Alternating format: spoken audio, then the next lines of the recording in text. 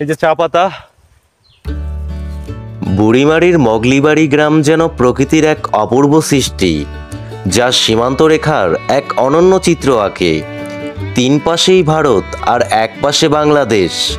এমন বিষমকর ভৌগোলিক অবস্থান বাংলাদেশের আর কোনো সীমান্তবর্তী গ্রামে নেই।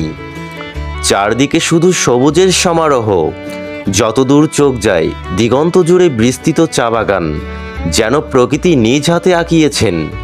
এক মোহনীয় দৃশ্য। এখানকার বাতাসে মিশে থাকে চা পাতার সুগন্ধ, আর সীমান্তের পিলারগুলো নীরবে জানান দেয় দুটি দেশের বিভাজন রেখা। সীমান্তের কোল ঘেঁষে অবস্থিত এই গ্রামের মানুষের জীবনযাত্রাও অন্যরকম। তাদের প্রতিদিনের রুটিন জুড়ে থাকে সীমান্তের কড়াকড়ি, চা বাগানের কর্মব্যস্ততা আর দুই দেশের ছোঁয়া। গোধূলির আলোয় যখন সবুজ চা পাতার ওপর সূর্যের শেষ রশ্মি পড়ে, তখন